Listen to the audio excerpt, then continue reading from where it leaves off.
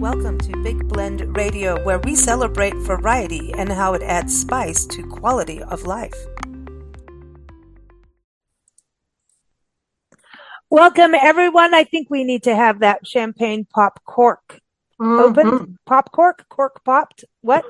Pop the cork. That's how you start a Champagne Sunday show. I'm just saying, 18 years ago today, Nancy and I here at Big Blend Radio started Big Blend Radio. It wasn't even Big Blend Radio then. We were still Southwest Blend magazine online. We had stopped printing our magazine for about a year or two, our printed magazine, and we're completely online. Then we started this show, which grew into being Big Blend and Big Blend magazines being national and international because we could go digital and we could talk to people across the country and around the world. And who wants borders when we can go everywhere we want?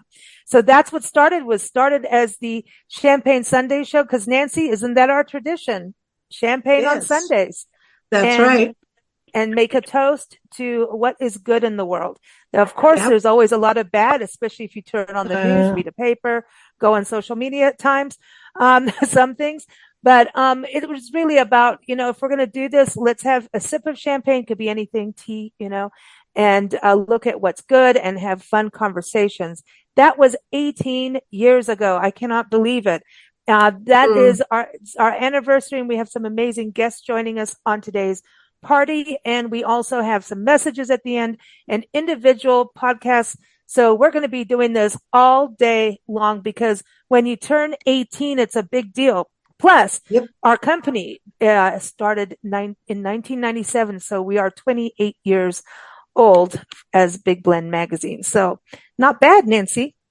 And we look, I'm still in my 20s, and exactly. How do you feel? How do you feel? You feeling good? You feeling good? So I just want to start with a champagne toast to everyone that has been part of our shows over the years. I want to give everyone a champagne toast and also thank everyone for being here, and a toast to 2025. It sounds like a good number. And Nancy, what do you want to toast to? Well, I'm going to, you're going to ask about a musician and what song I like best, and that has something to do with my toast. Oh, okay. So, well, I'll get to it later then. All right. Okay. We can do that. Well, okay. But yeah, we'll get into the music section of this conversation a little bit. But a toast to everyone who has been part of our journey from day one, starting back in 1997, and also back in South Africa when Nancy had her magazine over there. When I was 18 years old, we were all working for her. And it wasn't that fun. Yes, it was. It was fun. So today's show, of course, we've got Johnny Schaefer, who is here on the Big Daily Blend as our guest co-host every first Sunday. He's an amazing singer, songwriter, award-winning, and you can go to his website, hearjohnny.com. So welcome back, Johnny. How are you? Happy New Year. I'm great. Hello, Lisa and Nancy, and congratulations. I'm here ready to raise a glass to you and to toast to your vision and your generosity and your curiosity and all the wonderful ways that you support creators across the spectrum. And it's very exciting to celebrate this milestone with you. Well, thank you. Thank you so much for joining us. I'm glad you're here, and I'm glad you're doing our shows with us. And I'm thinking back to when you first came on a show was actually around Christmas time. And I believe we were in Florida somewhere. I think we were in the Panhandle taking care of little Millie, the sausage dog. Yeah. And she's a sweetie. Talk to you about that. And I don't know, we had a really good conversation, and we've been doing that ever since. But it's been about 4 years. 4 years? I think 4 years. Yeah, at least, because it was when I released Finlandia Brasiliera, which was Bossa Nova, which fit in with Florida really well. And I think that was 4 or 5 years ago. Yeah, so, yep, wow. You're correct. And we all look 5 years old. That looks great. That's great. That's right. I want to bring our next guest on is artist Victoria Chick. I encourage you to go to her website, victoriachick.com. And I believe Victoria has been with us for these 18 years of podcasting. And actually, we've known her before the podcasting, back when we were based out of Southern California, and she was based in Southern California. Then she moved to Silver City, New Mexico, a thriving art community, and called us and said, Nancy, Lisa, you need to come visit. I'll never come talk to you again if you don't come visit and cover our town. And luckily, Nancy and I actually just got to see her, which was amazing. That's and so much that fun. was a gift to see her and her husband, Mike. We see them every few years. Any chance we can see them, we do. But welcome back, Victoria. How are you? Well, Lisa, thank you. I'm so happy to be here and part of this celebration today. And I feel like I have known you for ages. I knew you when you were paper, and I'm happy to have been with you so long. Thank you. We went really on done paper. a lot for me. Well, you weren't paper dolls or anything. You were working women, but you've done so much I know probably for all of us, but you've really helped me with my museum project, and for that I will be forever grateful, and I hope everybody in New Mexico will be grateful too. Well, this is amazing because you're working with a group that you said, come on, everyone, you got to help me do this, because Silver City is a wonderful art community, but to be an art destination that is, and it is a destination, truly. They're home to the Gila Cliff Dwellings National Monument, Gila Wilderness Area, the first wilderness area, Gila National Forest. It's a destination. Great food, great shopping. I mean, just beautiful. But to really add that cherry to the top, and really to fulfill when you go to New Mexico, you got Santa Fe and Taos as art destinations. Albuquerque is also very up and coming, especially with its public art. I think they have over 900 pieces of public art in Albuquerque. Silver City's had a wonderful mural program, but we definitely need to have a museum there, a fine art museum, and that's what you're working on. Yes, awesome. Which is fantastic to see. So, Victoria, glad to have you be part of our Big Blend ship for so many years. Next, I want to bring Barbara Redding on the show. Barbara Redding is an awesome travel writer and photographer. She's traveled the world. She's a former journalist, but she's still a journalist because she's still writing. And you can go to her website, barbararedding.com. We met her a few years ago through the shows that we do with the International Food, Wine, Travel Writers Association. And she first came on, I think it was Morocco that you first came on with, right, Barbara? Welcome back. Yes. Thank you. Yes, it's I haven't been here as long as you have, but I've enjoyed getting to know you and learning about your site and sharing some of my travels with you and with your audience. So it's been fun. No, it's great to have you be part of the Big Blend family. And I just want to ask, you're in Port Aransas right now, right? Well, actually leave in the morning. So, okay. So I'm packing tonight. It's not too far from Austin, just about a 3.5 hour drive. So I don't have to take too much, and the weather looks like it's going to be gorgeous, 70 beach weather. So it's a fun time to go to the beach. Much better than when it's 110 in Texas. Yeah, no. And it's beautiful. That's the time frame of whooping cranes. And Nancy and I went there, and Sharon Kurtz, who's also on the show. Yeah, 2024 in February, March, we all went there. And we didn't get to see each other then, and we were all hoping to see each other at the end of last year, but that didn't work. But moving on, sticking to Texas, we've got Chuck and Michaelin Westman joining us. They are innkeepers and owners of the Bird and Butterfly Inn in Jasper. They're up in East Texas, beautiful, up in the Piney Woods region. And you can go to thebirdandbutterflyinn.com. And we met them doing a show about innkeepers that were baking for the military. It's a wonderful program that our friends Steve and Karen Wilson from the Lion and the Rose Bed and Breakfast introduced us to. And we've been talking to them ever since. So welcome back. How are you both? We're doing great. Thank you, and congratulations on 18 years.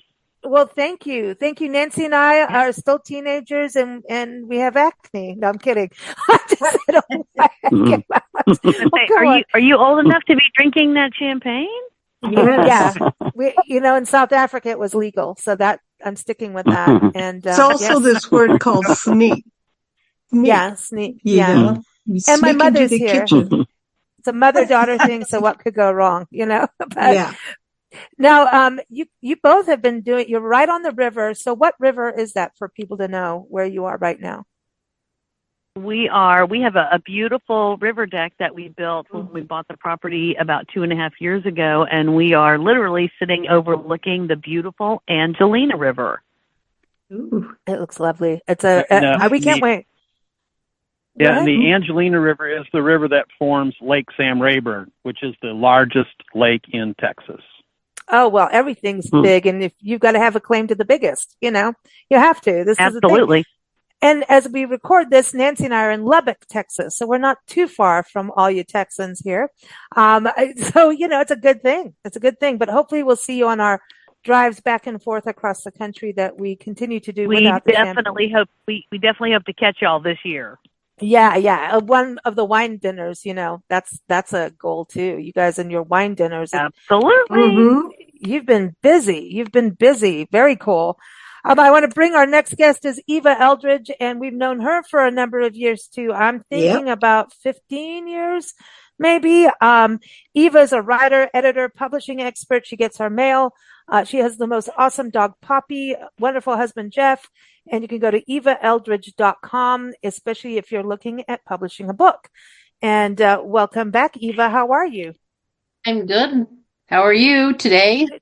Doing good. How is Tucson? Is it nice and sunny? It is. It's a little cooler, which is kind of nice because it's supposed to be winter.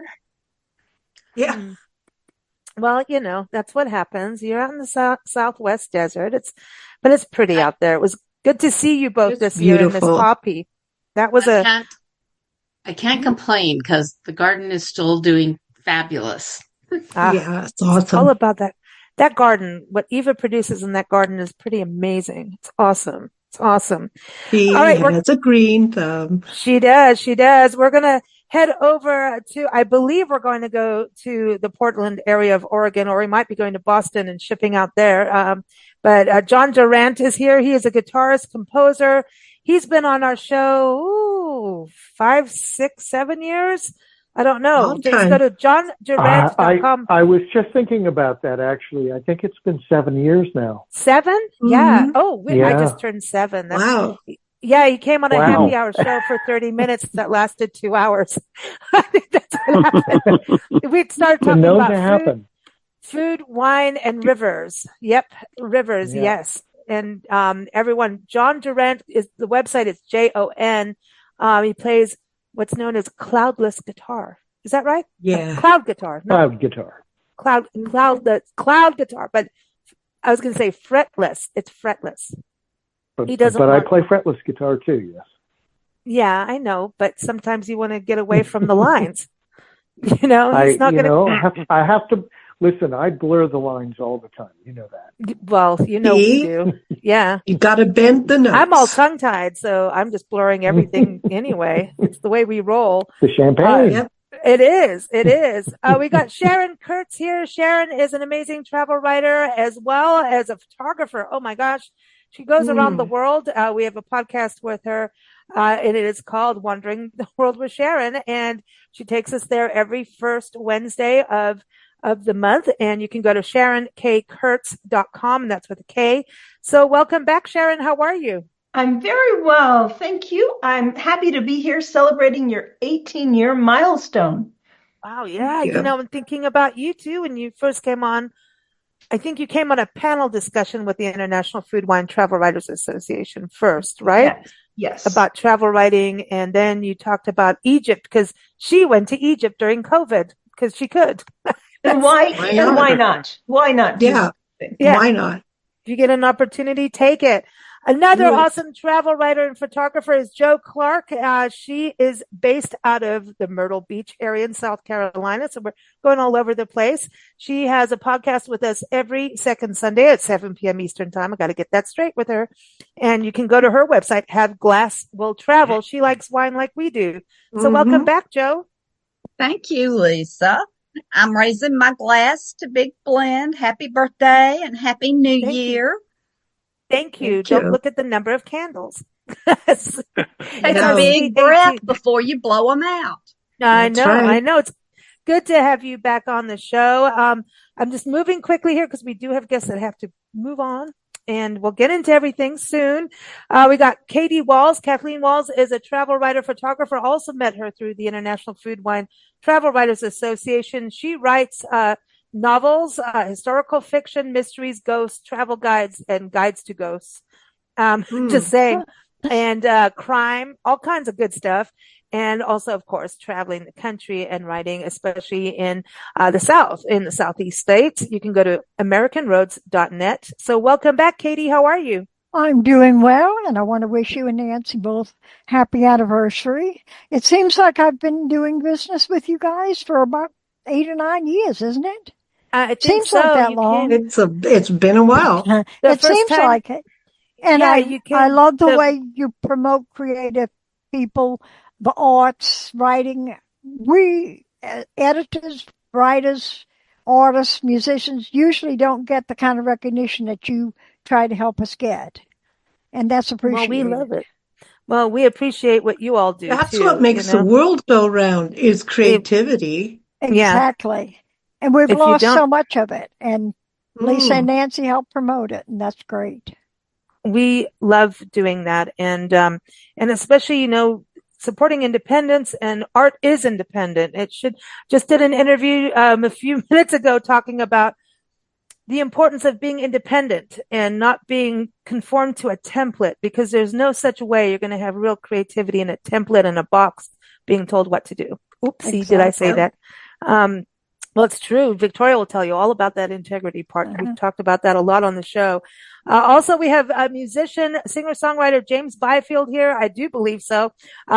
He's known as Blind Lemon Pledge, and he is an amazing Americana roots artist based in the Bay Area. And you can go to blindlemon-pledge.com. So welcome back, James. How are you? Thank you. Good. Happy anniversary. I was pretty excited to see that. It's a long time to last. Yeah, well, we feel a little pickled, but that's why we drink the champagne, right? And but I was going to say, we've known you for a long time too. I was trying to remember. It's probably been like since 2011. I was guessing, right around in there. Wow, this is amazing. I'm feeling younger by the second. I know, right? It's kind of wild. But I want to go back up. I know Victoria and Barbara are on a time crunch. Victoria, I wanted to ask you where you were when you were 18. Yeah. Well, I was Victoria. In Liberty, Missouri. And I was dating my present husband at that time. And although we didn't get married until 26 years later. Ooh, there's a story in that. Another 18. I realized while we were sitting here is that I moved here to Silver City with like 18 years ago. Wow. And you came along with me. You and Nancy. Nancy have always been my pals. So I appreciate you guys. Oh, we appreciate you too. I remember Nicole had taken over the Chamber of Commerce and Nicole Robbins at the time, and she's married and everything's changed. And I don't even know if she's living in this country, but she was awesome. She was trying to really get things rolling for Silver City, coming together as a destination. But check this out. She was on, anybody remember the TV show Fear Factor? When Joe Rogan used to run this, you do crazy things and the person who's the craziest wins. She won, and she won by eating a rat in a blender. No, stop it. No. I'm just going to remind, I just have to bring that memory up. Horrible. I don't suppose it was a cooked rat. No, but she did get us, after telling us that story, get us to buy her another drink at the Twisted Oak. Was it the Twisted Vine or Twisted Oak that was there back in the day? Twisted Vine. Yeah. So your music for when you were 18, what would be like your go-to music when you were 18, Victoria? Oh my gosh. Well, it was 60s rock. I mean, absolutely. What else could it be? So long live the 60s. I still listen to it on the radio. Right on. Now, do you have a toast for the new year? Your museum? Well, I guess I would have to toast that because we're starting our capital campaign, and I tried to raise $1,200,000 this year. So wish me luck, all of you, please. Absolutely. That's that is a huge goal. And because what they're trying to do is get a building for this museum. And that's going to be the main, that's so important to get, right? Is to get the actual building. Yeah, and, we are buying a used building. We're hoping for around $500,000, and the rest of the money will go to not restoring it, but to make it a true elegant art museum. Awesome. And a destination. We already have the artwork for it. So it's awesome. Yes. So anyway, that's my project. For those who want to support this, I just got to do a PSA. You can go to southwest-art-museum.org, and the link is in the episode notes. Everyone's website links are in the episode notes, so you can just click through easily. But thank you. It's so good to have you be part of our celebration, Victoria. And next time we see you and Mike, we want the story about these years that were in between. I know there's something interesting in that. I know there's something fun to be, heard about. So thank you so much. Thank you guys. And I'm sorry I have to leave because I know you all have really good stories. But there's always good stories here. It's nice to meet you again. Thank you. Thank you, Victoria. Take care, Victoria. Bye-bye. Bye. I want to also go over to Barbara because, she's packing up to go see those whooping cranes in Port Aransas. But, the whooping crane, they'll woo you. They're so beautiful. Barbara, I wanted to ask you, what was the music for you when you were 18 that was a go-to for you? Well, I think I mentioned to you that it was Joni Mitchell. So I think I was just kind of discovering women musicians after, so many years of being a Beatles fan, and it was refreshing to, I think, finally see women getting some recognition in the rock and roll world. And of course, Joni Mitchell is just pretty unique individual in terms of what she had to say and how she said it. So she would be my artist of that particular time. And where were you when you were 18?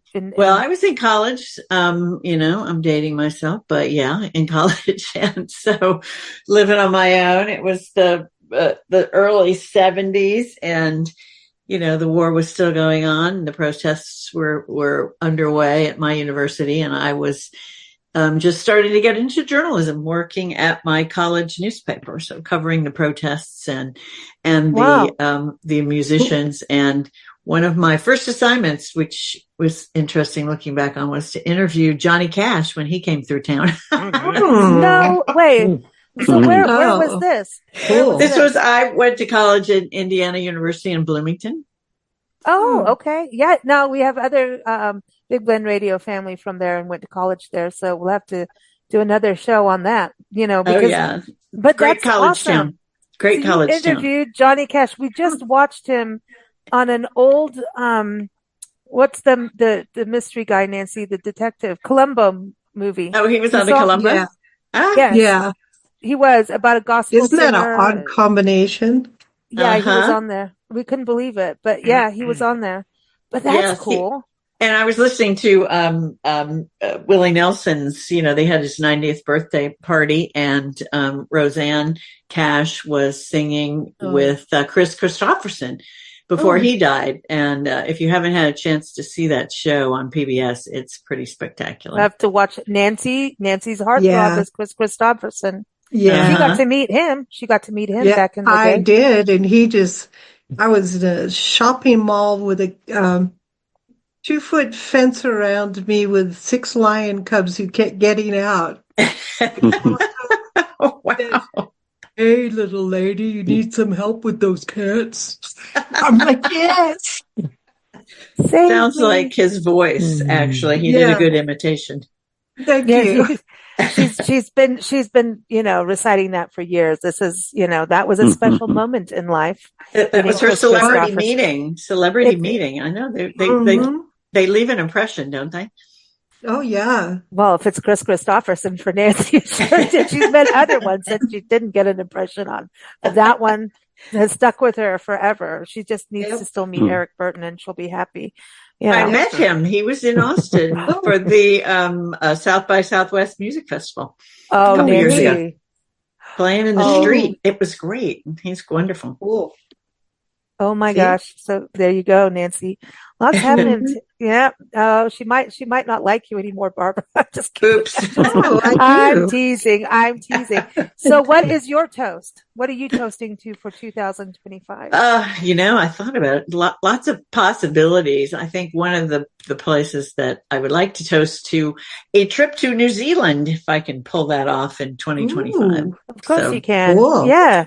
Yeah. Have you been there before? No, it's been on my list. I've been to Australia, but it's one of those places where I'm like, I need to go sooner rather than later. If you know what I mean. For the glaciers.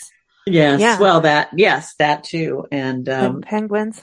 And just actually making the long flights, get harder the older you get. So that's on my list for 2025. So I'd like to toast to the Kiwis and going tramping.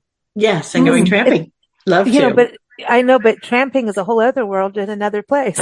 Well, Barbara's going tramping. I can't wait to do that interview when you do this. We'll just call it Barbara Went Tramping. Okay. I'll be happy to share what I learn if I make it. Oh, you will. Well, listen, thanks for being part of our journey too, and have fun in Port Aransas. Okay. I will talk to you soon. You guys, good luck and congratulations again on your birthday. That's pretty amazing.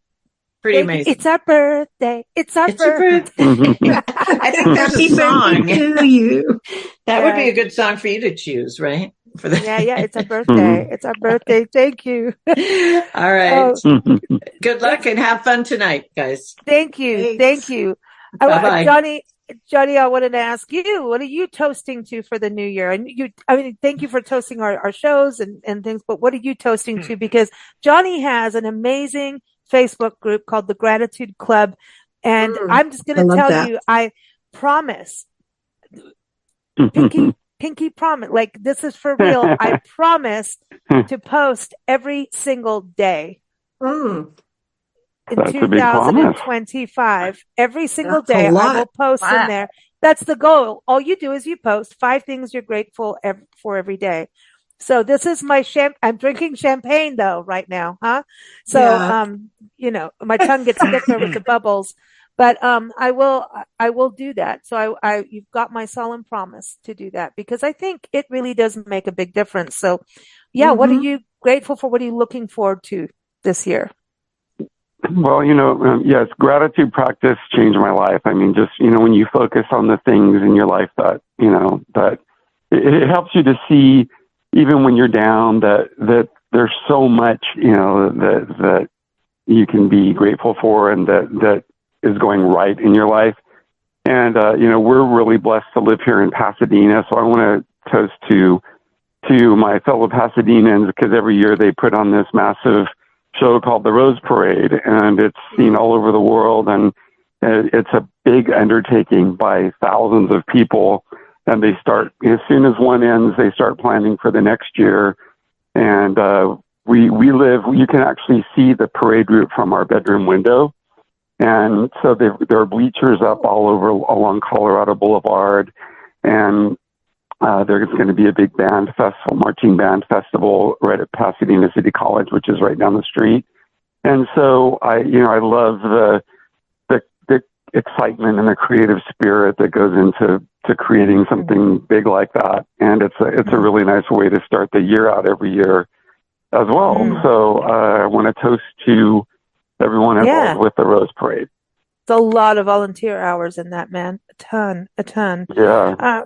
I'm going to go. Pushers that put the pedal pushers, pedals like they flower call them the pedal pushers that put the flowers on the floats. Yep. I think Eva should give some of her flowers to the Rose Parade. She'll sell it. No, I'm keeping them in my garden. I want to go over to Chuck and Michaelin because I know that they have guests coming over to make sure we get them on with their toast. So each of you, what is your toast for 2025? Well, our toast for 2025 is to continue our celebration of our wine pairing dinners. It kind of fits because we get to toast with the wine from these great vineyards that come to our bed and breakfast, and it's a way to celebrate your anniversary and all anniversaries, because we all need them when we get them. Yeah, I know. And wine, but you're also connecting winemakers and wines with people. And I think we should toast to winemakers everywhere because it's such hard work. Like innkeeping is hard work too. And I think it's just good for people to understand what goes into it behind the scenes and the farming practice of it all. So I love what you guys are doing over there. So Chuck, let's talk about music for you when you were 18. What were you listening to? Well, I'm finding as I go back and think about it that the radio stations that I listened to when I was 18 are now listed and registered as classic rock. So I'm really feeling my age. So, but of course, Led Zeppelin and those kind of groups were real popular, and I still love their music today. I'm just surprised that I'm a classic. Yeah. You know what? I was, growing up in the 80s too. Now they're saying 80s is classic rock. Like what? When you hear it in the elevator, that's bad. It is. It is. Or the grocery store. Yeah. I agree. It's just wrong. It's, but I think we should stop labeling. But anyway, okay. So Michaelin, what about you? What are you toasting to and what's your music? Well, I am also toasting to the wine dinners. We've had such good success with those, and we've met so many interesting people, including master sommeliers and winemakers. We're having Tom Parmesan, who is actually a Sonoma County winemaker, but he has a tasting room in Dripping Springs, which is right outside of Fredericksburg. He will be back with us. He's our first repeat. He'll be back with us on Wednesday, January 22nd, and then a new winemaker to us, Whisper Past Cellars, will be out with us on Friday, March 14th. So we're just excited about continuing and expanding those relationships. I think, Sharon, you need to go a little north of Austin. Yes. Do you know, I live like 5 minutes from Dripping Springs, and I'm closer to Austin than Fredericksburg. You have got to go see Tom. His wine is exceptional. What is his last name? His name is Parmesan. So like Parmesan cheese, except it's Parmesan, S-O-N. Okay, got it. I will go see him. He's great. Wow. Yeah, he's terrific. And his wine is it's so good. And then as for music, I was trying to remember what our class song was back in the late 80s. And our class song was Don't Look Back by Boston. Oh my gosh. Yeah, that's right. I remember that song and it still plays. Yeah. Still going every time. All the classics do. Mm-hmm. For sure. For sure. It is. I mean, the music thing is really cool. So where were you at 18 years old?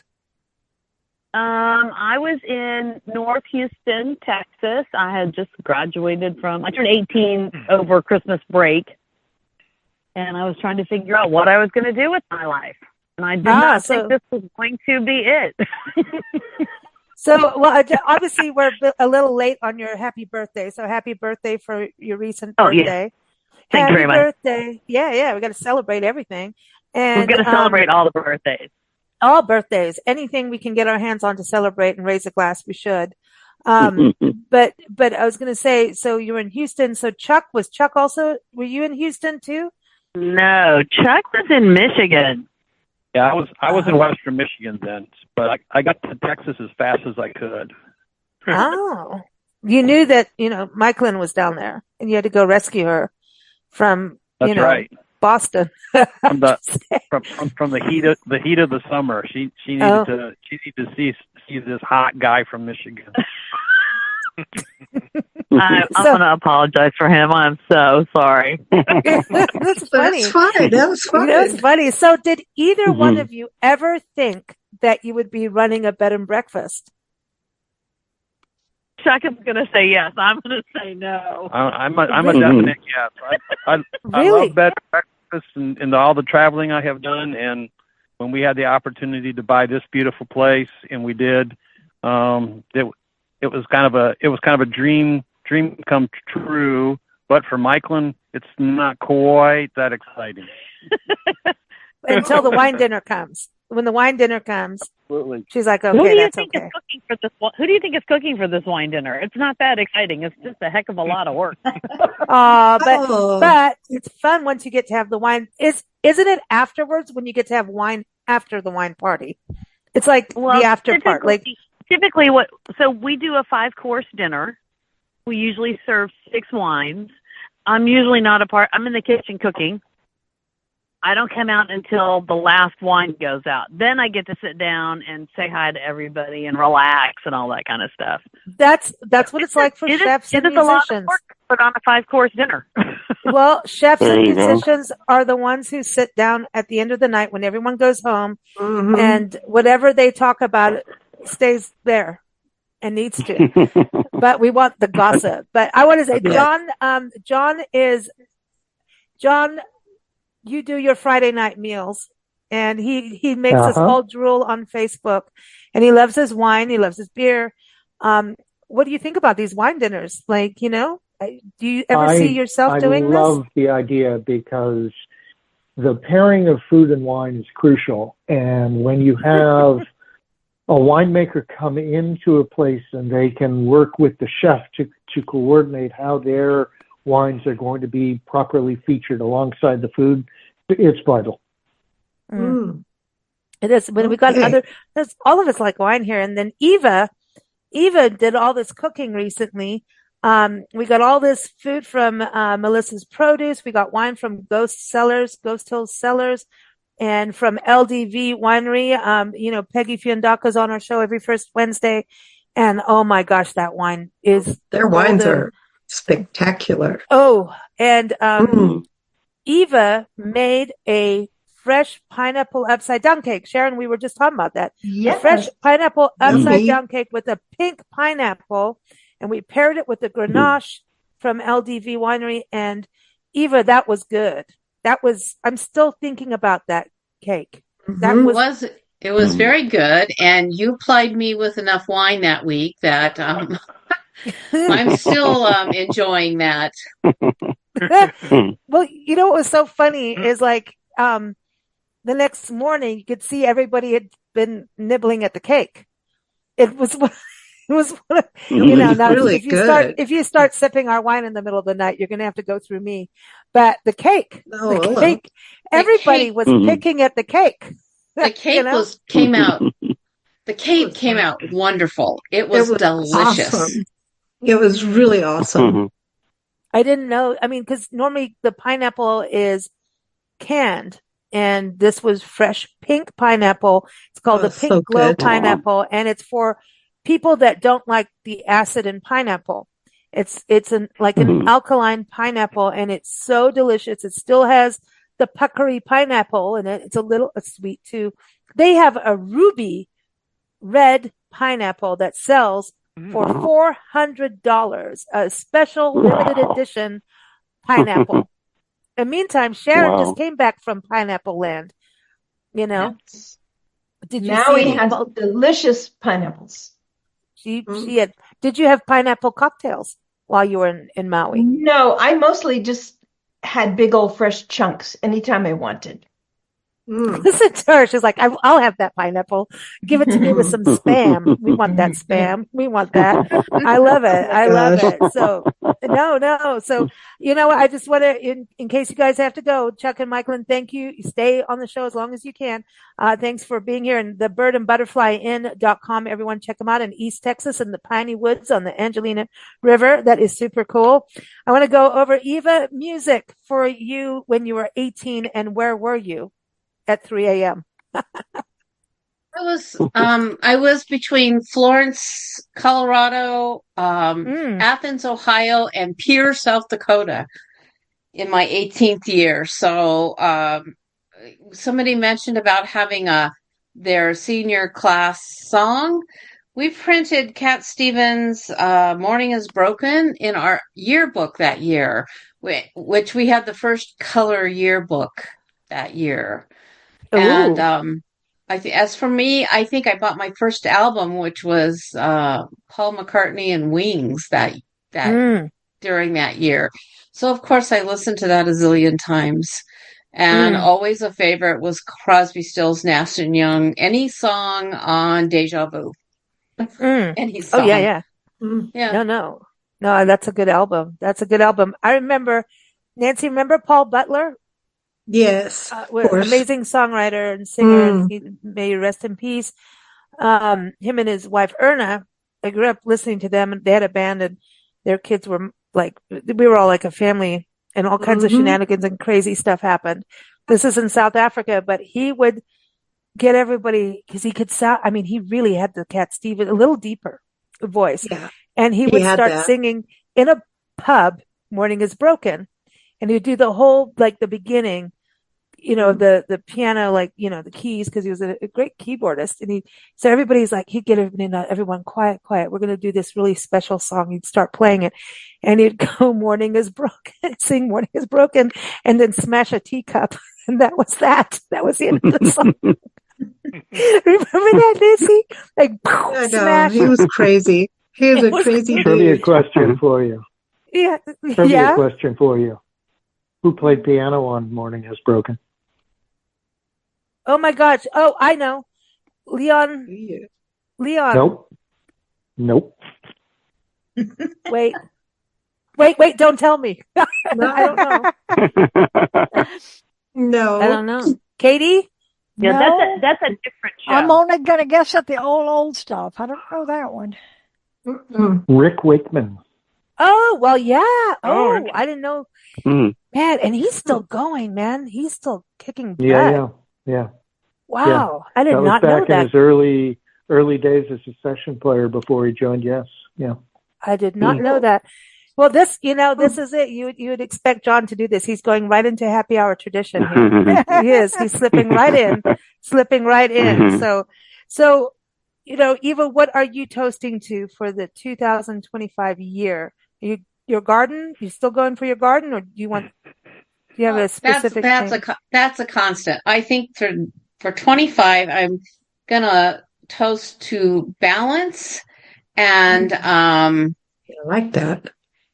Well, we need it because we need it, and interesting people. That's a good toast. I like that. I like that. Yeah. Now, Johnny, where were you at 18? Were you in Porterville still? No, I was in my freshman year of college. I started college when I was 17 because the way my birthday fell, I started school early. And so I was actually a freshman in college at California Lutheran College in Thousand Oaks. My freshman year, I was there, and then I transferred to Cal State Fullerton. So I was just getting my footing, and I was a big Kenny Loggins fan, and he and Michael McDonald helped them out on This Is It.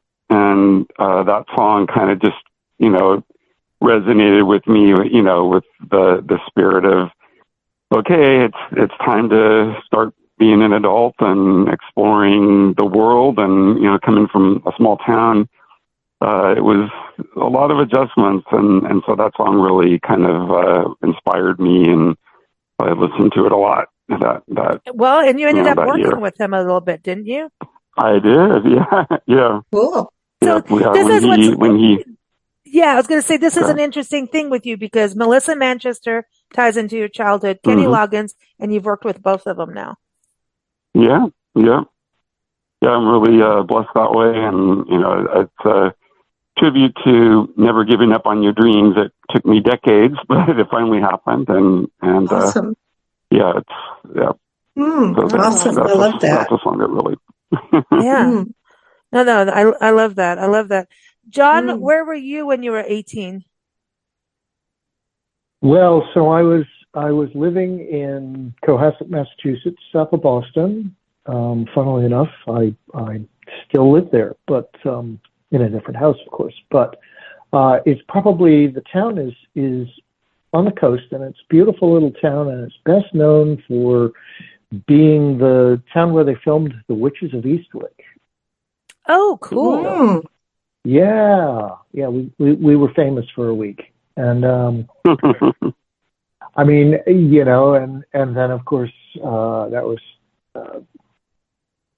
turned 18 in the summer and headed off to Berklee College of Music in the fall, and hated every minute of it that I was there. But at that point,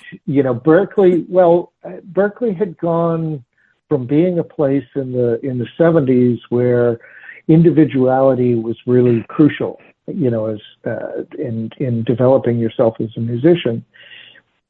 By the time I got there, that was out the door, and there was the book, and this was how you were taught to play guitar, and everybody was taught the same thing, the same way. And as you figured out by now over the years, that doesn't work for me. So, got rid of the lines. Yeah, indeed. That's amazing. So you knew the music path. Johnny, did you think this was going to happen for you? You're going to do the music path when you were a kid?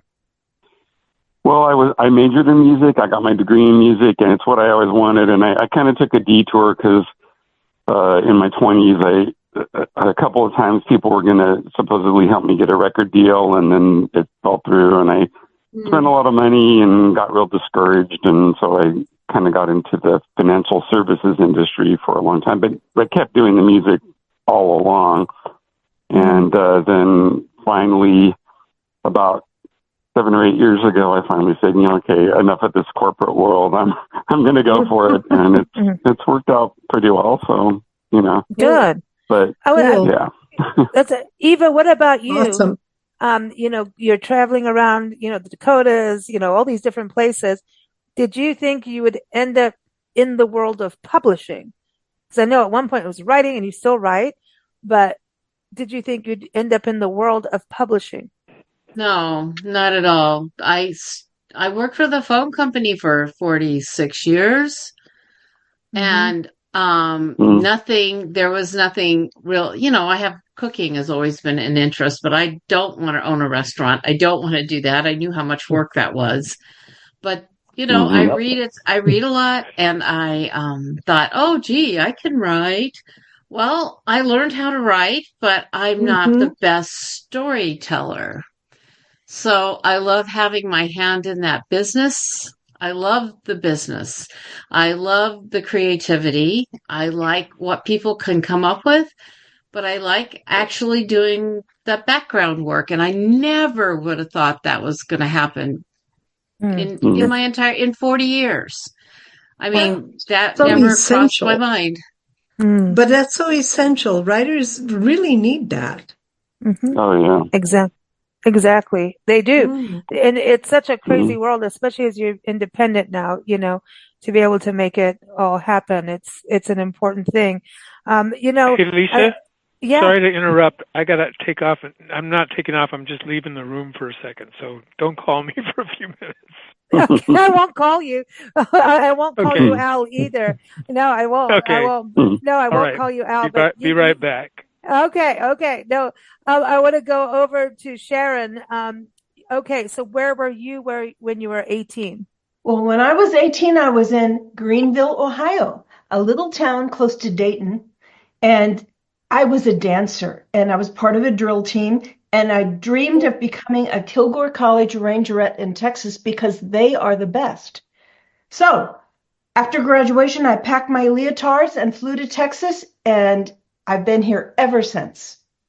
Wow. Big packing job. So what was the music for you? Oh, Carly Simon. That's right. You're So Vain. The album was No Secrets, and I had a turntable in the living room, and I wore that album out. Wow. That's amazing. I was just telling you, T-Bear was just on our show and he toured with her. And it was really difficult, because Carly Simon is notorious for being stage, she had stage fright, like you wouldn't believe. To get her up on stage, and he's a keyboardist, amazing. God, he's played with everyone, like, just crazy. I don't know. John, have you heard of him, T-Bear? No. I'm gonna have to. He's just really he tours with Walter Trout, and he's really good. But he took a hiatus for a few decades, necessary hiatus that can come from touring life. If you get what I'm saying, there's moments where touring just can kill people. And so anyway, but he's fabulous. He's fabulous. And but it was really hard, but that song, I used to cover that song, and there's a lot of, I like to sing that to people too. So, if there's certain people that need to get that, but did you think you're going to end up as a travel writer? No, I'm kind of a creative sort. And so through my adult life, I've always had creative jobs and things. And then that's what I think travel writing is. So in 2015, when my kids flew the coop and I didn't have any responsibilities at home, I was out of there, traveling everywhere I could, and that led to travel writing. So I'm right where I should be, I think.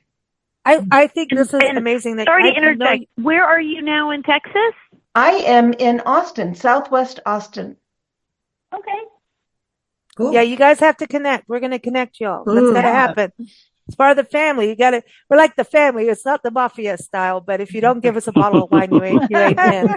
I'm just saying. I'm just saying. So Lisa's going to make you an offer you can't refuse. Okay. No, but if you give me wine, I'll do anything.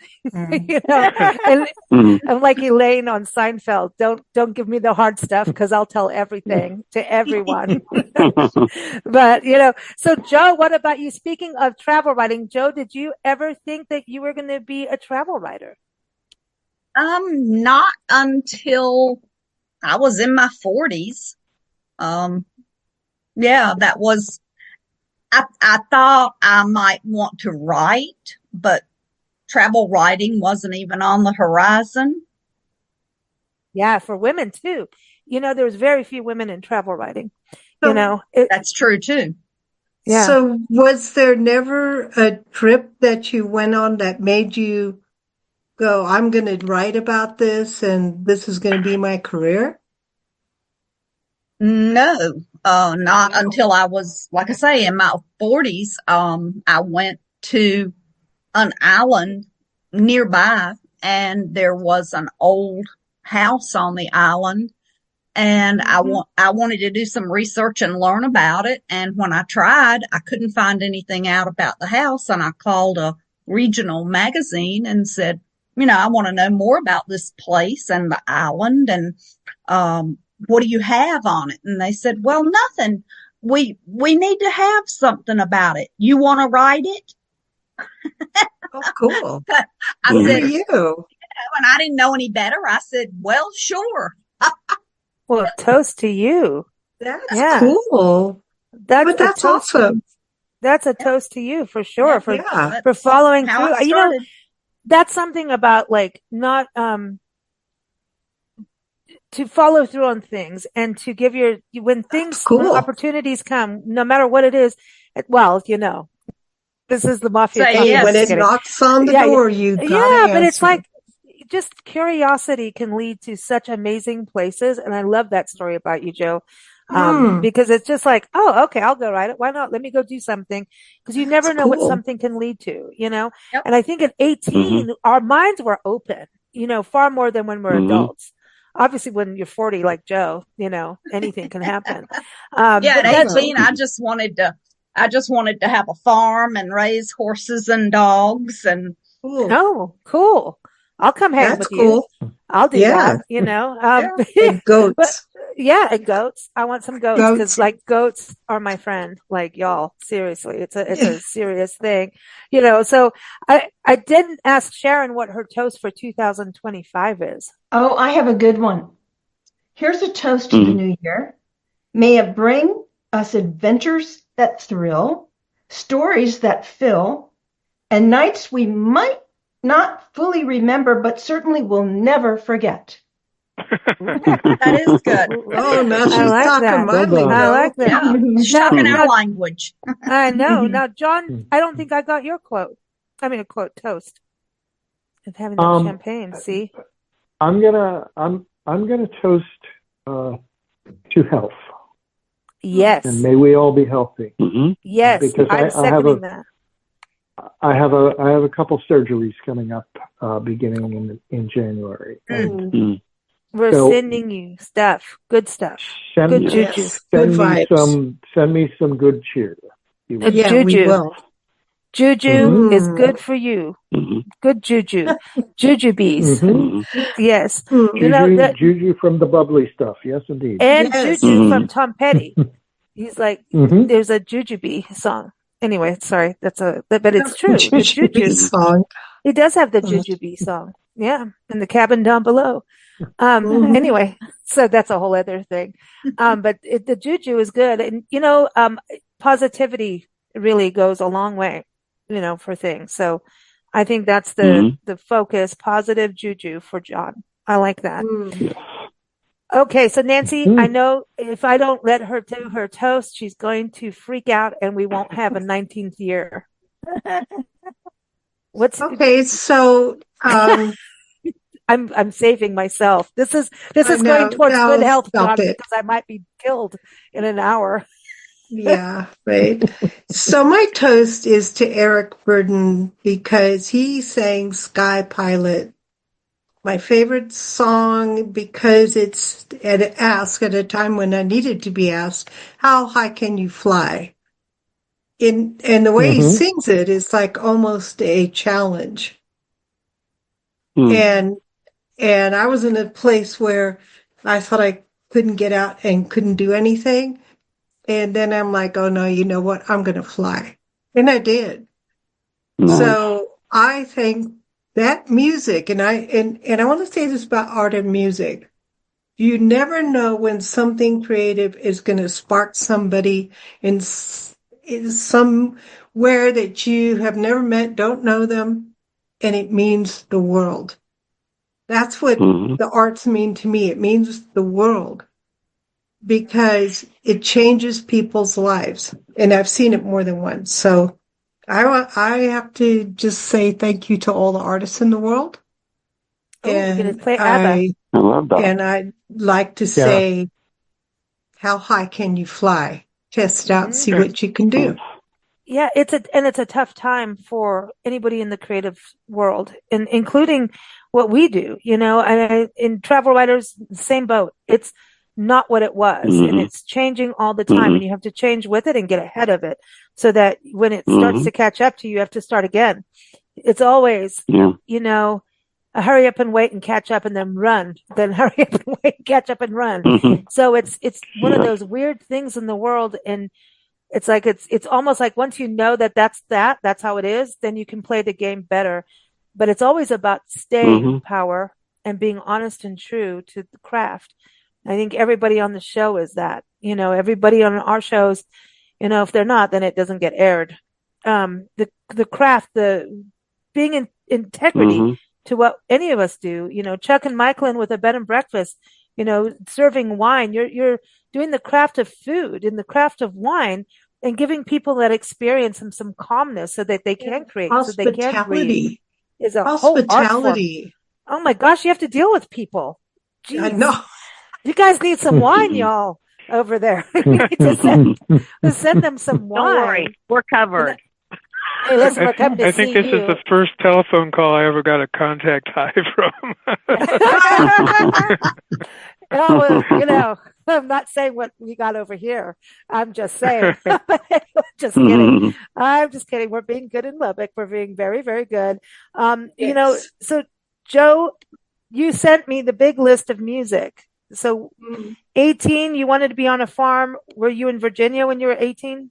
I was in Martinsville, Virginia. I had just lost my father and I didn't see college in my future, but I wanted to get out on my own.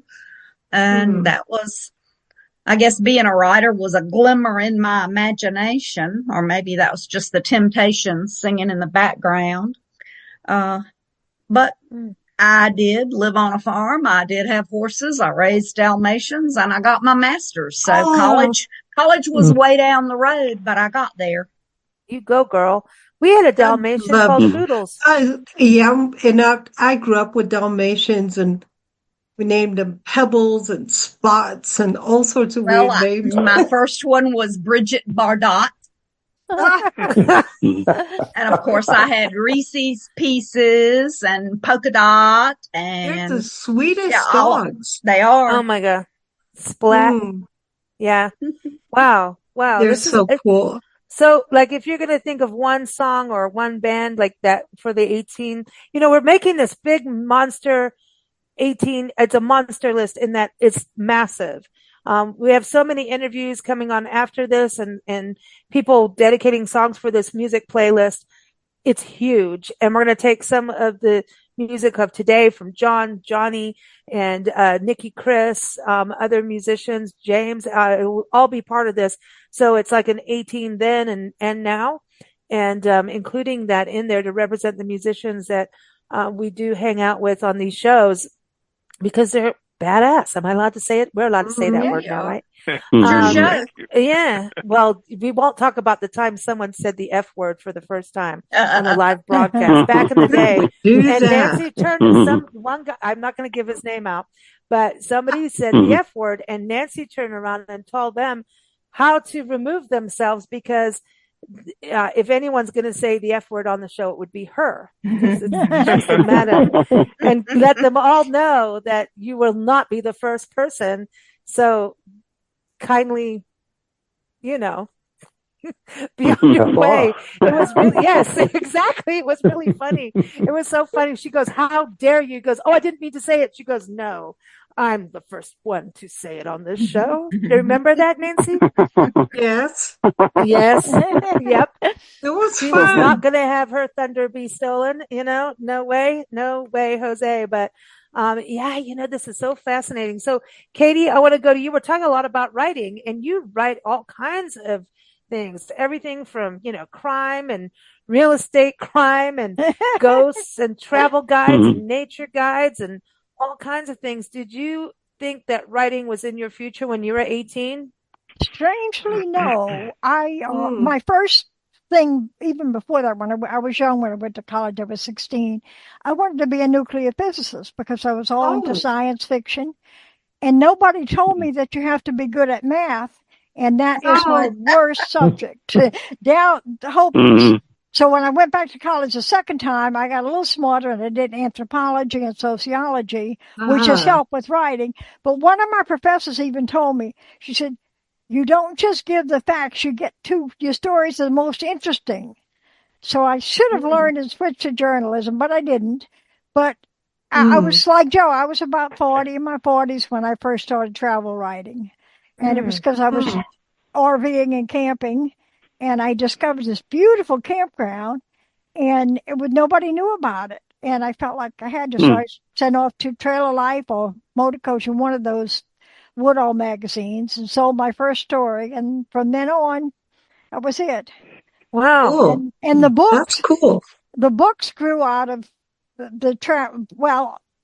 they just get in my head and won't leave me alone, so I had to write them. And she's got voices in her head. Katie, I just wish I could sell them as well as I write. Right.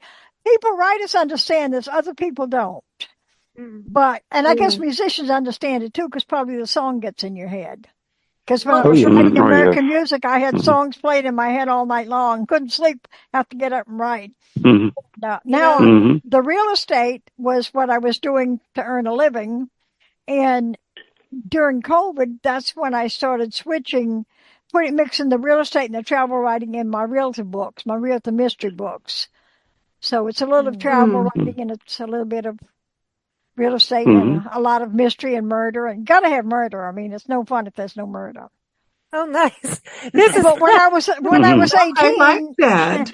none of that was there. You know, it's just a different world. I'm reading a book right now that was written by a lady who said she had this, she calls it a fetish, and I'm like, dude, you're sick. She would see people in the supermarket, only men, not women, that she'd like, I feel like I should kill you. And I'm like, dude, that's kind of psychotic, you know? Sounds like a good novel, though. And then she'd go home and she'd start a book based on men only in the supermarket that she wants to she kill. put herself in the book, and she would later kill them. And so I'm reading this book and I'm like, I don't know, man. This is scary. So this is what happens. She goes into the the vegetable department, and it starts raining, and she's like, "It's raining, man! It's a bloodbath. It's raining." And so she gets them to come over to her house. She feeds them dinner, and she gives them sleeping pills. Then she ties them up, and the stuff. And no, it's sick. You know, that sounds like arsenic and old lace. Yeah, it's crazy. You know, but it's just like, so the only reason I keep reading it is at the end, I want to figure out what it is about the particular men. Like, is it something her dad did to her or uncle did or something, and they kind of look like them? Santa Claus in the grocery store. Santa Claus in the grocery store. She said on Santa in the grocery store. I know, but now when we go to the store, I'm like starting to look at men in the grocery department. She doesn't go. Listen, this is the thing. Nancy never goes in grocery stores. Never. You can't. Nancy has not been in a grocery store for at least 10 years. No, I don't. Seriously. No, Nancy hates it. No, she likes to sit in the car so she can people watch. That's all. Nancy. No, the parking lot is the most interesting place ever because people come out and they, especially if it's a couple, they argue about who bought what and why. And this is something I've noticed I think is hysterical. If the bags go in the trunk of the car, the man will rearrange however the woman puts the bags in. Yeah, it's like the dishwasher thing. As we pets it, okay, it starts an argument. No, the grocery packing is the same as dishwasher packing. Funny. There's household arguments over grocery packing and dishwasher packing. Crazy. That's great. It is, but that's our thing. That's our hobby is people watching. Katie, I wanted to ask you, what is your toast for 2025? And if you say getting Nancy in a grocery store, some guy's going to die. That would be a very interesting. I'd love to watch Nancy in a grocery store for the first time. I know. Okay. It looks like I'm stalking men, you know? She can't, because she'll look at someone and look at me and loudly say, "What is that about?" Whatever's going on, she will, don't take her to a Walmart. Oh boy. Oh, now that's game the on. Best place. Game on. And John, aren't you about to drive across country? I'm flying across the country. Actually. Oh, you're flying. Oh, well, if you were driving, there's rest areas to stop and people watch. Oh, absolutely. Yeah, no, because our dear Luna is no longer with us. Oh, I don't have to do the driving thing anymore. So. Yeah, but it is fun. It is fun. Well, but Katie, what is your toast for? Go ahead. Oh, I was just saying, I'm going back for the surgery, so I'm under a time constraint. Oh, yeah. But you got airport people watching, and that's also fun because people argue there too. Oh, yes. People argue everywhere. Well, people arguing is funny. It's funny. Hysterical. I mean, it's not nice to say, but it's true. It's funny. It's like, because people get uptight, and really that whole saying about getting your knickers in a twist is true. Like you can literally see someone hopping up and down with their knickers in a twist. You can. And But it's usually, it's over something really, who cares? Stupid. Yeah. Which way the groceries are in the trunk of the car. I mean, this is what Nancy tells it's me. It's insane that people would argue over something so not important. Mundane. Okay, Katie, what are you toasting to 2025? Well, to finish this book that I'm working on right now, get a little bit better at pushing and promoting, which is my weak point, and do some traveling. And of course, what's your book about? I'm pushing you now. What's your book? Oh, this one? Well, I'm Nancy, and the thing with people, I have a very nasty neighbor who towed away one of my cats, and I know he did it, but I can't prove it. And I'm kind of putting him in the book. And says he's going to be a drug dealer and a illegal bear part smuggler, and he's eventually going to get caught. So well, you are in Florida, so this stuff could really be real. This guy owns a tire shop. In the book, it's going to be a truck repair, a tire shop in Jacksonville, one in the Keys, and one in Miami, and that's a perfect route for drug runners. And we're very smuggling in the tire. Right. Ooh. In the tires, putting them in the spare tires. And there's been I have suspicions that maybe he does anyway. No, there's a lot of stuff going on, but of course I'm changing names, so he can't sue me, but I'm going to use his same initials. And they do it in tires, and they do it on the inside, because when we used to live in Mexico and come over the border, we watched, you could see it would catch on fire. And it would smoke, and you'd be parked there, and you're getting high in the going over the border. And then it happened, and there's a rest area in Orlando where Rambo dwells. He's a former truck driver, and he greases his hair back just like he wants to be Rambo. You know, he's a security agent. Yes, for the rest area. In a rest area. And we go to rest areas all the time. And he is the first and only one who had the nerve to write the day and time, because he thought we were going to live there or something, and we weren't. But, we're leaving 2 hours later. He put his hand inside the car next to Lisa's face. And if it had been me, I probably would have broken his arm. But he put his hand inside the car. And that is totally number one against the law. He gave me a sticky note, saying, put I a have to be little at this pinky sticker on the inside of the windshield. And I don't like Katie, you need to put him in the book. Well, he's going in. And his name is Rest Area Rambo. But this Rambo, but while he was on duty, a guy with the van, these two guys, the van started smoking on the inside walls, and that had to do with drugs. And it was the same thing we used to see in Mexico. No offense to Mexico. I mean, stuff was happening though. Yeah. The walls were smoking. And I know we've seen all kinds of drug deals go down on the road. And people that both times we were on the phone with one friend, and they're like, get out. And we're like, no, this is better than TV. Are you kidding me? Better than TV. It's a real life thing. And I-95 from Key West is where they pick them up in the little boats, which he has.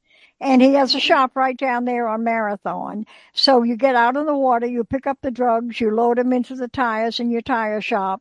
You haul them right down I-95 to either to Jacksonville, where you can dump some of them. There's a tremendous drug problem in Jacksonville, or even further going on all the way up to New York. I mean, I-95 is a drug corridor.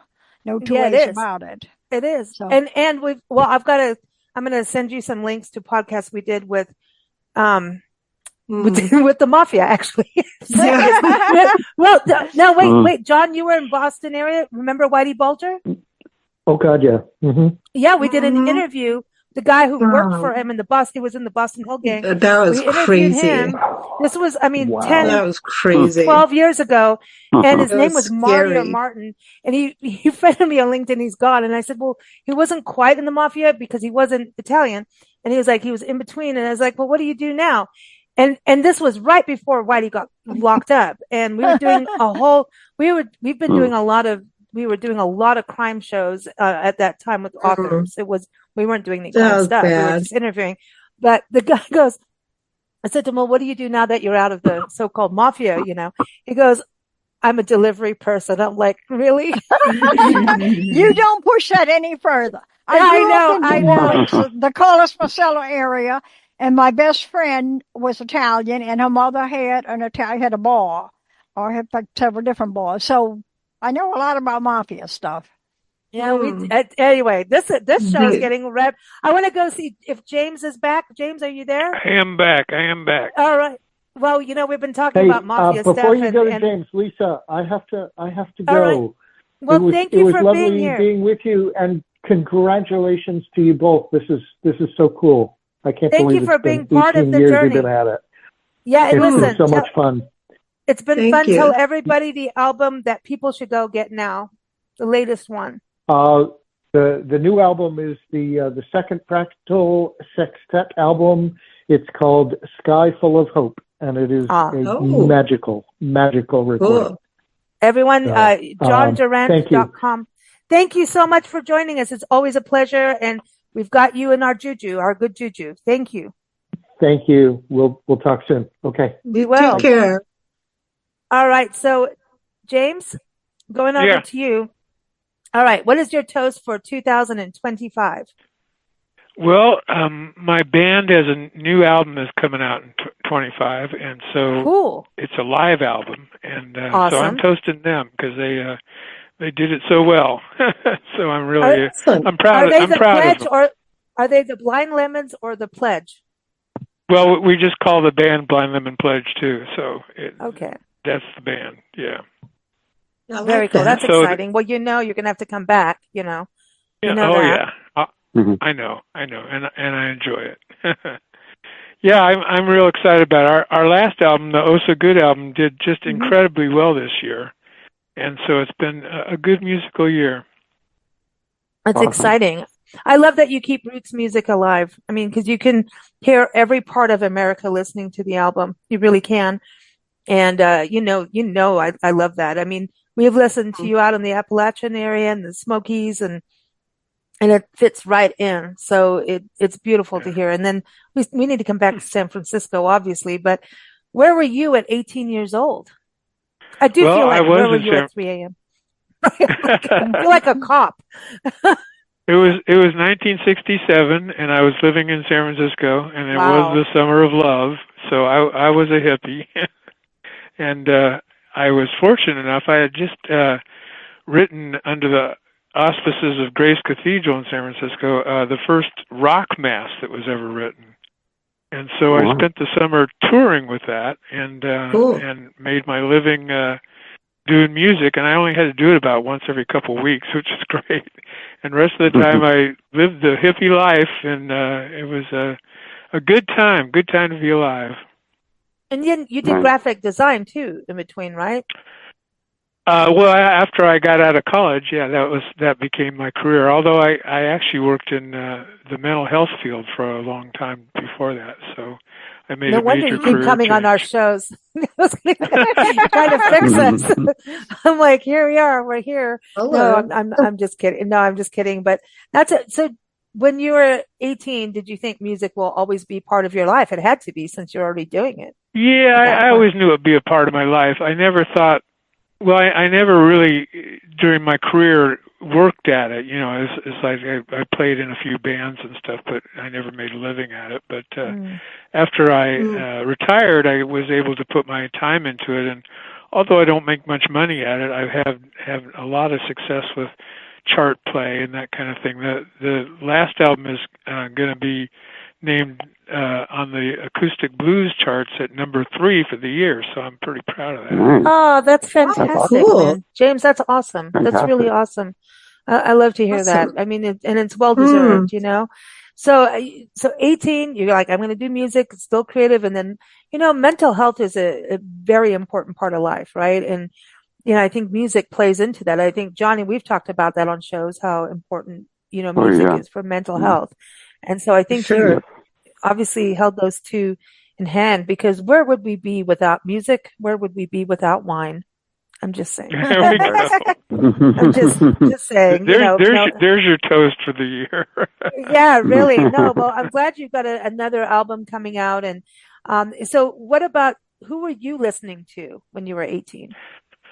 Well, I was listening to a combination of the popular music at the time, everybody calls classic rock now, and of course I always listened to roots music, so a lot of old blues and folk music and stuff like that. So I've always had very eclectic taste. And actually that was the first year I got into Chinese music, so I was listening to some of that too.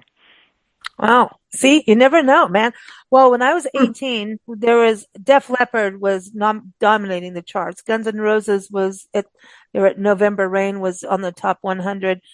And we had a lot of, some of the hip hop and rap was coming up, and it was a lot lighter. Well, no, not really. Now that I think of it, it just was, it was different, but Queen had Bohemian Rhapsody was when I was 18. That's pretty cool. Yeah. That's a monster hit song. That was awesome. Never goes away. Yeah. Bohemian Rhapsody and what they did, how they orchestrated and the vocals, the harmonies. I mean, every time I go to sing that, I'm like, who are you going to be now? Which one?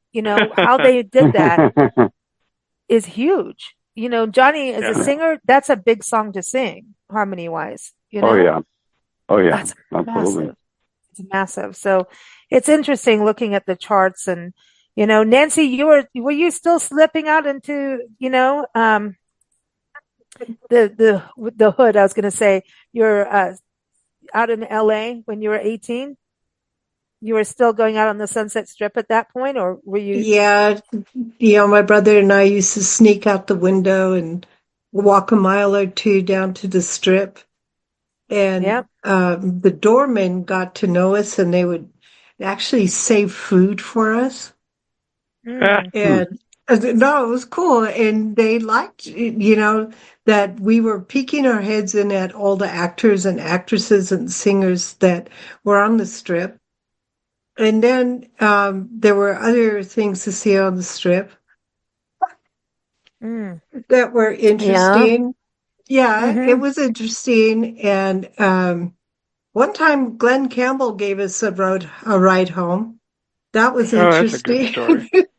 There's more to that, another story with Nancy and Glenn Campbell, but we'll leave it there. Yeah. Well, I'm just saying. It was an interesting thing, and we were just, kids from the Nancy ghetto. Rhinestone Cowboys. Yeah. Well, I didn't see any rhinestones, but now listen, Katie loves her country music. She gave a good list too. She's like Joe, like we're not sticking to one, so we got a lot. But let's go back through everyone in closing. Thank you all so much for being here. This is going to be a long day of podcasting, of interviews and conversations. But one thing I do want to know is, what was the naughty thing you were doing when you were 18? Come on. I know each of you did something you weren't supposed to do. So, I want to go see if Chuck and Michaelin, are you still with us over in Texas?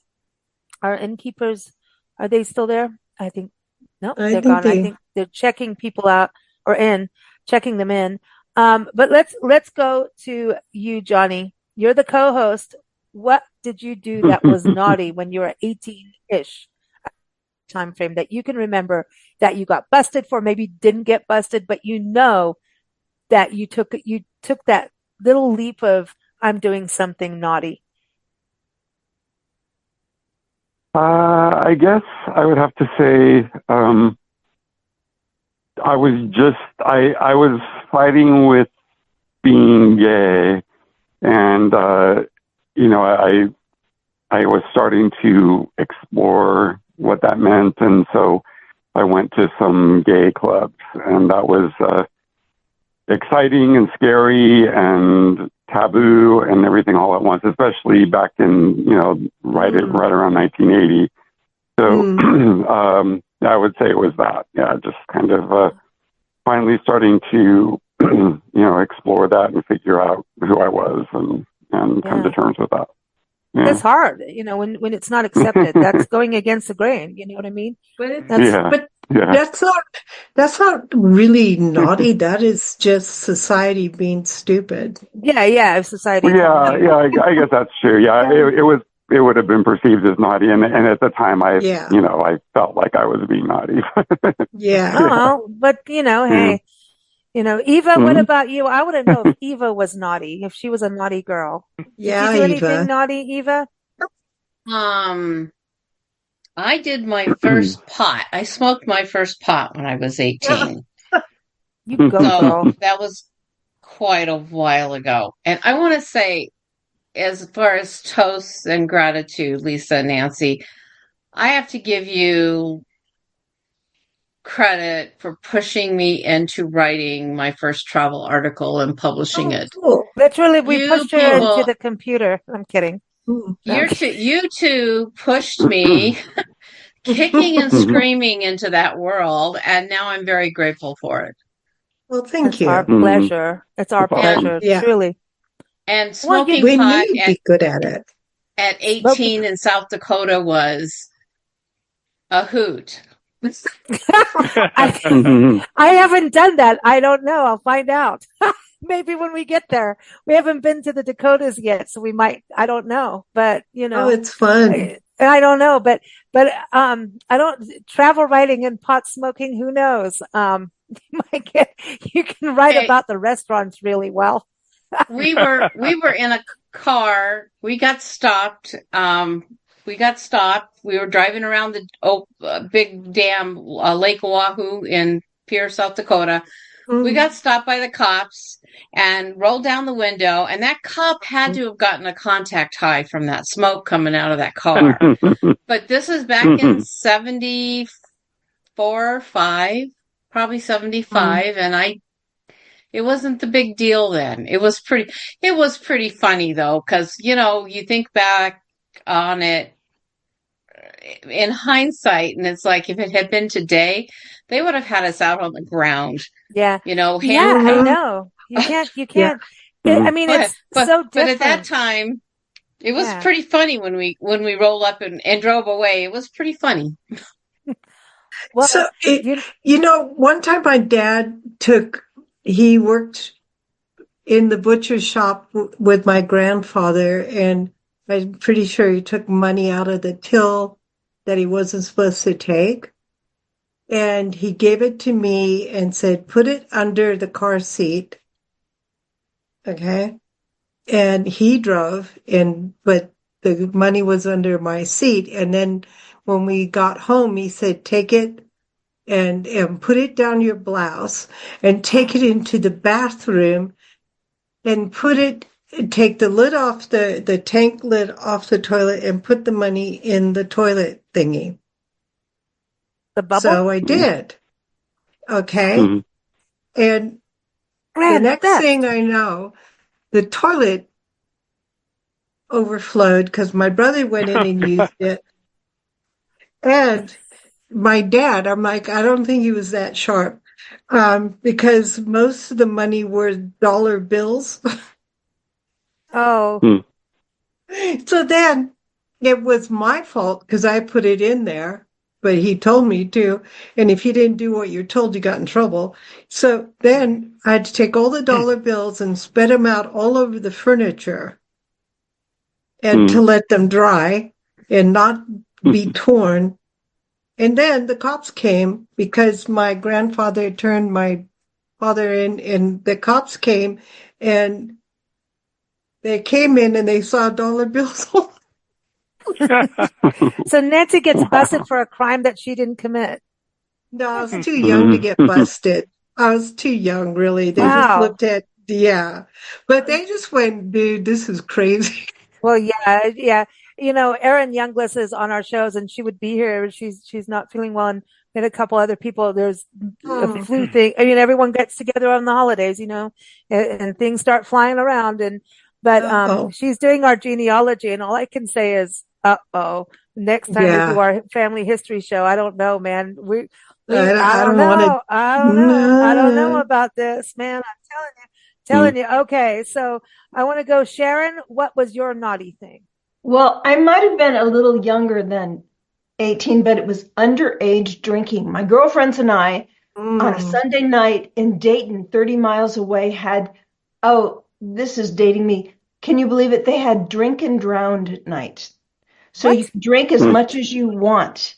And so we were underage, snuck into this place. We all got so drunk that I cannot even smell beer to this day. So it kind of did a good thing. It kept me from drinking for all these years. But yes, we hid from our mothers. One of the mothers, hid us. And so that was naughty.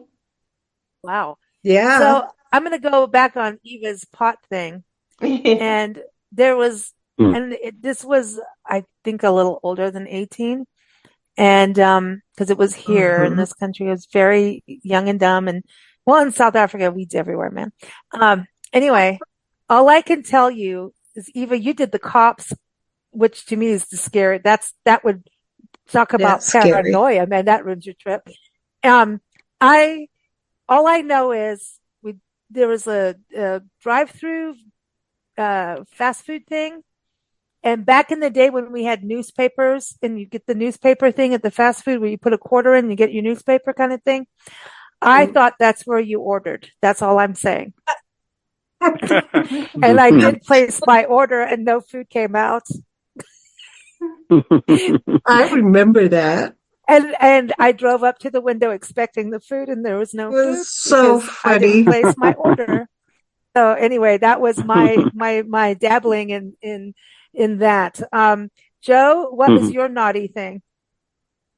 Well, I guess the naughtiest thing at that age would be me and a girlfriend driving across the state line, which was only 20 some miles away. Drove to North Carolina. I don't know why, unless maybe you could buy like wine and stuff in grocery stores in North Carolina and you couldn't in Virginia. Although we were a dry county for a long time, so that could have been why.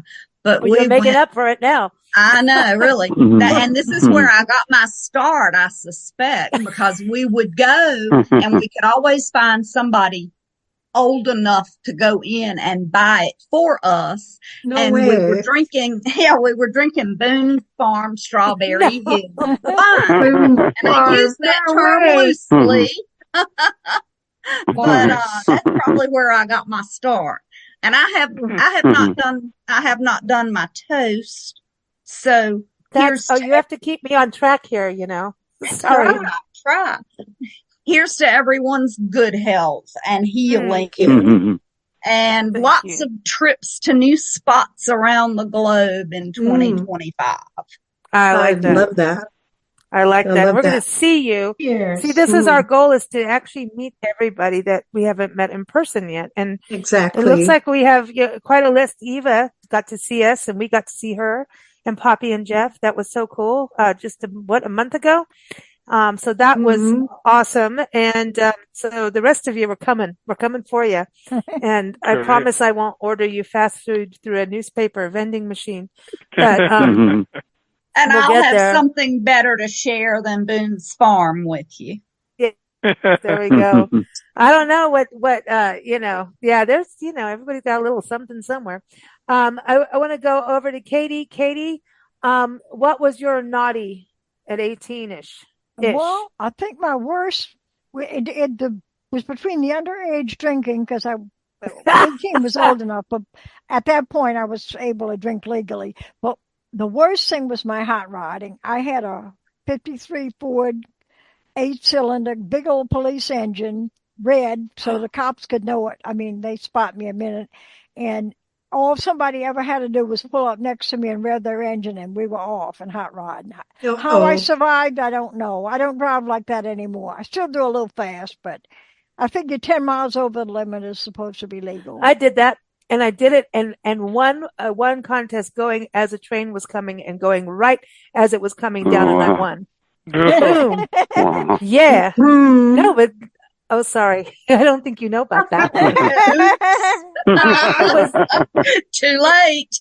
It was a great night, I'm telling you. It was, well, come on, but there's just you have to do things when you're a kid and I mean, play in the dirt. Go out and climb the tree you're not supposed to climb. Jump off the roof. You got to do stuff, Now I don't think hot there's rodding as much. was the thing then. I mean, hot rodding is fun, it was, man. Come on. And my car was big, and I had all the power. Now I've got a 4-cylinder Kia, but then you anything you're told not to do.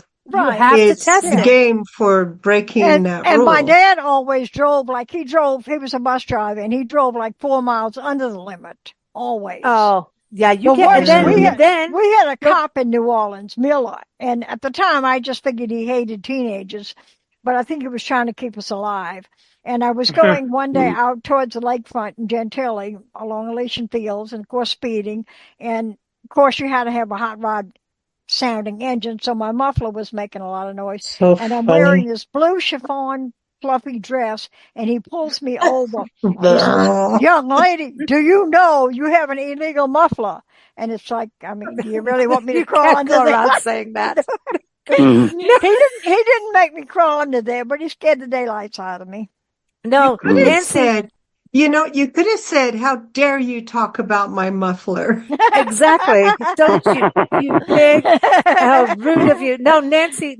In New Orleans, you did not argue with police officers. No, you don't. Yes, sir. Well, Nancy got pulled over. Remember, the cop, the cop asked you where the fire was? Oh, remember? Because you were speeding?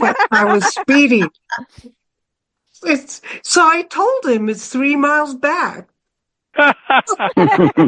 And he went. He went. And I got the giggles so bad. I'm like, I got to start the car and get out of here. But I don't think you could get away with anything anymore. So, like, for 18-year-olds, like today, I'm sorry. I mean, I know you got like weird drug stuff that's not fun. That's not cool stuff. Like a little bit of weed or whatever. And like even the weed back in the day was like, go to your backyard and pull up some grass kind of thing, a little bit more. But I mean, really, it's what's happening now. I'm like, there's no crazy now. We used to be able to do prank calls. I used to prank call people all the time and win. I set up meetings with people pretending I knew them from high school, and they would go there and I would see they went. And I'm like, oh my God, I did it.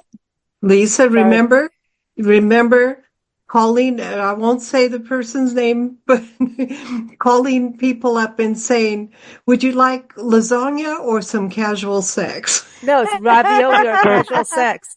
Yeah. I don't know what is wrong with us, but and we used to do it on our podcast back in the day. Remember, Eva, when we had the telephone, the live thing, and Eva saw how we would run our own system. We looked like, the PBS, call center for fundraising at our shows. Everybody had an old school telephone, and I hooked them all together. And Eva, the phone lady, comes in and goes, "No, this is not how you do it," because one phone would go out all the time. One would go out.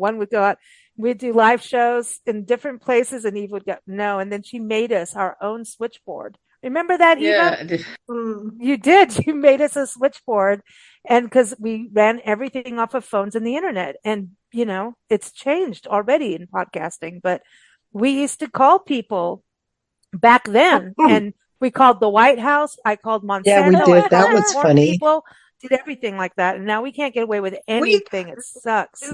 We called the White House one time, and this person answered and said, "What you want?" It was a Chinese lady answered, and we couldn't. Yeah. We were trying to explain. I couldn't believe it.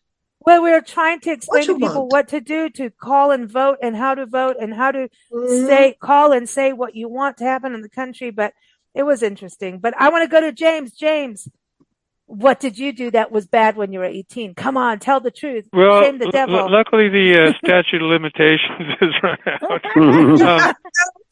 I was a student at 18, and you're really poor when you're a freshman. So I regularly stole all my books for college. Good for you. And where did you steal them? They were so expensive, and what started me doing it was my first semester there. I had to buy this book that was, I don't know, it was like $50 or something. It was really expensive. And we read 2 articles out of it. And I was so pissed that I said, okay, that's it. So I developed this way of getting books out of the school bookstore quite effectively, and I did that for a little while. Oh my God! Did you resell them afterwards? Or yeah. That's thanks for reminding me. Yeah, that was a good capper. Was I could then go back to and resell them. See, that was the other thing about the $50 3-article book was they wouldn't buy it back, and I was like, ah. That's disgusting, though. Honestly, when you think about it, that's really bad. And they should. It should be like new, used, like like going to a Powell's bookstore in Oregon is like awesome. It's new, used. People can bring them in. Tucson has that place, Eva, where you can bring books in, and then bookstores do that. You can what's it called? Bookmans. Bookmans. You bring your books in. You get other ones. You can get all kinds of things, and it's but you can't do awesome. You can't do school books. They don't take school texts there. Oh well, you're out of luck there, James. Pretty much for that. I did my bit. But that's funny. That is funny. That is like I'm sorry, but we shouldn't be penalizing kids for education that way. Like I really am a big believer in personally, okay, it costs something maybe because that's also a good lesson, right? But not like $50 for 3 articles. No. But see, on the good side, I was in the California system then, and back then the school fees were $50 a year, if you can believe it. No way, really? Okay. School itself was very cheap, but I was still poor, so I stole my books. I'll admit it. Hey, I mean, no skinny dipping, drug smoking. Like he's stealing books to be educated. Like that's not the end of the world, But it is. You still have to be crafty, Yeah. You have to be crafty and not get caught. Well, thank you all for having a shenanigan time with us, telling your stories of thievery, smokery, drinkery, and more, and clubbing, Johnny. Like as we used to say back in the day, you naughty nunu. Did that come off of Mork and Mindy, Nanu? Does anybody remember that? Yeah. Nanu. Nanu. Thank you all so much. Everyone, the links to everyone on the podcast today are in the episode notes. We want to thank all of you listeners too for being part of our journey. It's been amazing. 18 years. We are 18. Nancy and I are wearing pink and having a birthday cake. No, we're not. Actually, Nancy is wearing pink. She wears pink a lot. I don't. I wear black. Because I do, because I'm still the goth child. No, listen, The Cure was big when I was, in high school. So anyway, everyone really thank you, everyone. It's been a journey to do this, and to think this podcast came from doing a road trip tape and asking everybody why they love wood as we went on a road trip, walked into liquor stores, restaurants, bars, and walked up to people and recorded why everybody loves wood. Why do you love wood? We did a 2-part tape. Oh no, it's brilliant. Someone got nasty or rude about it until and we asked an Australian dude, as well, I wake up in the morning with a woody. And that was the end of the recording. It took a whole road trip from California to Colorado and back, asking that was so funny. Multiple stories. We learned in Pagosa Springs, there's a Billy Goat Saloon, how this Billy Goat Saloon was built. And we met the guy who actually built it. Here we are sitting in a bar, like being, stupid. And the guy starts telling us about the wood and where they got the wood and what is the main beams. Yeah. I mean, this interview and the Billy Goat Saloon was named after the Billy Goat that went to some famous baseball game. This guy wanted to take his goat in, and they went Red against Sox. He's a mascot for the Red Sox. He took the goat in. And so it's called the Billy Goat Saloon after this story. And so Nancy and I are going, this is so much fun. Who knew? We had people talking about their skunks eating wood. And then we went around recording people on handheld recorders like that one, It went from tape, and that's a tape in our storage unit, and the others were MP3s. We graduated to MP3s. And MP3s were created by a guy in Encinitas, California. And our band played for his wedding or something, or some anniversary event or something. And he's like, yeah, I made MP3s. I'm like, I heard of those, but I don't know what they are. And he's like, this is what they do. And we're like, holy cow, we can put this on our website. That's how Big Blend Radio started. And then we went around interviewing people, embedding podcasts on our site, and then got in trouble because we kept putting too much stuff on our site, which we're in trouble for again. But that is how it started. And then Blog Talk Radio was born. Nancy was interviewed about her time working for Joy Adamson of Elsa the Lion and Born Free. Google that. And then we went, someone's just talking on a phone and using the internet. We can do that. And there it is. Rest is history. And we're continuing on. And we love you all for being part of this journey. Thank you, thank you, thank you. Now we're going to go finish that bottle of champagne, but I don't think we're going to bury it in the yard because our friend will get mad. But not if you do it upside down. It looks cool. She might be fine with it. I'll ask her. But thank you all so much. Take care, and we'll talk to you soon. You know, you'll all be back on soon. Thank you. Thank you. Happy New Year. Thank you, everybody.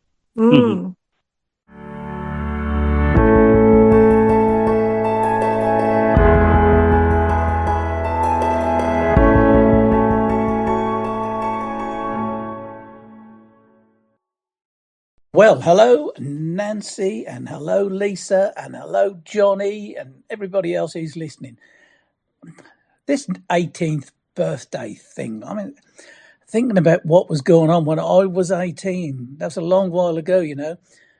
1977 it was, and it was the Silver Jubilee year in England, so the Queen had been our Queen for 25 years, and I remember that in our village there was nobody willing to do anything. So I actually said I'd do it. So I organised the village Silver Jubilee party and everything else that went on that year. So I'm 18-year-old doing all of that stuff. What else did we do? Oh, yes, music. Well, I've just had a look through what were the number ones at the time. And I remember all of them. But when I was 18 in February 1977, number one in England was When I Need You by Leo Sayer. Although I remember it, that's not the record that I really, really remember when I was about that age, because the one that really gets it for me is Wuthering Heights by Kate Bush. She had her number one with Wuthering Heights actually in the early part of 1978, but I was still 18 then. I weren't 19 until February, so I'm sure that'll be allowed. What else did you ask? Oh, yes. What my career was like? Well, when I was 18, I was working as a chef in a local pub called the Jolly Sailors at Brancaster Stave. So that is what I was doing. And then the year after that, I went to France to work. So that was great. I just finished college in 77. And, first job was at the Jolly Sailors at Brancaster Stave, which I enjoyed. What I'm doing now, you all know, is I arrange holidays or vacations for people in England, taking them where they want to go. So, and funnily enough, I was already researching my family history when I was 18. And I'd been doing it for a little while before that as well. So, yeah, that does mean that I've been doing that for a long while as well. So the next thing is a toast. Well, as we always say, here's to the next 18. Raise a glass to 2025, and I look forward to working with you all again in the future. Hopefully I'll see some of you in England. Cheers. Thank you, Glenn. Everybody, that was Glenn Burrows from Norfolk Tours in England. You can keep up with him at norfolk-tours.co.uk. He's on Big Blend Radio every third Saturday. Next up, travel writer and photographer Julie Suman, who loves nature just as much as Nancy and I. Hi, Nancy and Lisa. This is Julie wishing you a very happy anniversary for Big Blend Radio. In the last year, I've been pleased to join you guys on the podcast for happy hours and talking about my travel writing and photography. We certainly have talked about our shared love of the Maryland Eastern Shore and the Chesapeake Bay. I've gotten to feature ospreys and water lilies with you guys over the years, and I'm looking forward to catching up with you on more adventures in 2025. This year, I am looking forward to taking a trip to Egypt and knocking off my 7th continent with a trip to Australia. And I've gotten a new birding guidebook for Christmas, and so I'll definitely be out there looking to improve those birding skills. Cheers to you guys. Thank you for listening to Big Blend Radio. Keep up with our shows at bigblendradio.com.